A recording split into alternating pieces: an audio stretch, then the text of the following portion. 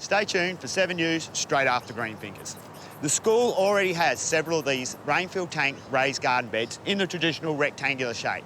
So rather than add more of the same, we've gone for these circular beds in 2 different sizes. It'll add a bit of visual interest to the garden. This week, I'm in charge of the fruit trees because Daz is faffing around somewhere, no idea what he's doing. But thankfully, I've got some very willing workers here. The first thing we're going to do is prep this hole so the fruit tree gets all the nutrients and water that it needs to give its fruit for the next 30 years.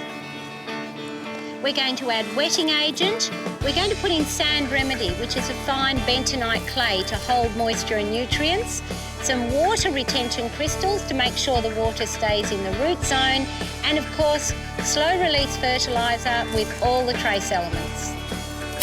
We're going to mix all this good mix up just like we would a cake mix. I want you two to actually put the tree in the hole now. I'll hold the bag, lift it up and plonk him in the hole.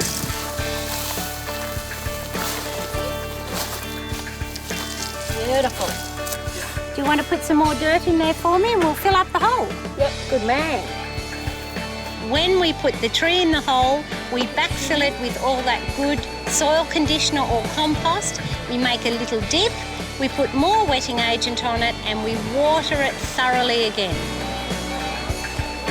The final step is to put 7 centimetres of mulch on top.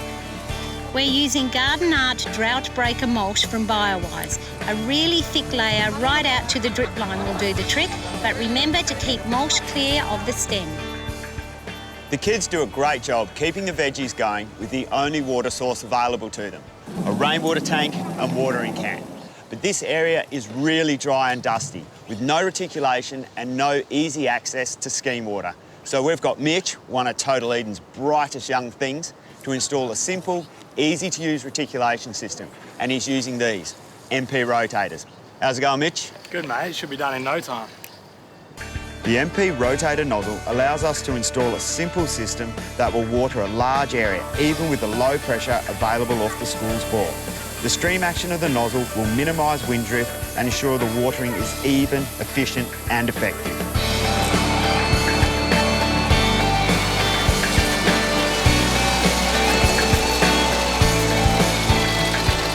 Time to load up the rainfield tank garden beds, and I could make Matt do the whole lot with a bucket and shovel, and I'd probably enjoy watching that, but I'm not going to do that. I'm going to use a Dingo mini loader. I seriously love these machines. One person can get through a stack of work without ending up at the physio on Monday, and the good people at the hire guys will even drop them off to your house for you. Too easy. This veggie and flower mix is brilliant for growing our herbs, veggies and fruit trees. It's chock full of loam, fertilisers and compost and has great water holding capacity. Just the ticket for super veggies. As per usual, the delicate Daz has left the smelly blood and boning to me and the kids. So let's get stuck into it, kids. Let's spread this and then work it into the soil. We're also adding a little bit of sand remedy to hold the moisture around the root zone. Today the kids have planted out tomatoes, basil, rainbow chard, chives and oregano. These are great veggies for this time of the year and the kids will love them. So Daz, I'm a bit weary now. I reckon we should hand it over to the kids. What have we got left to do? It's just a pea straw mulch now, Sabrina. It's from the Green Life Soil Company. It's 100% natural. It's nice and light. No problem for the kids. Sweet as. Kids!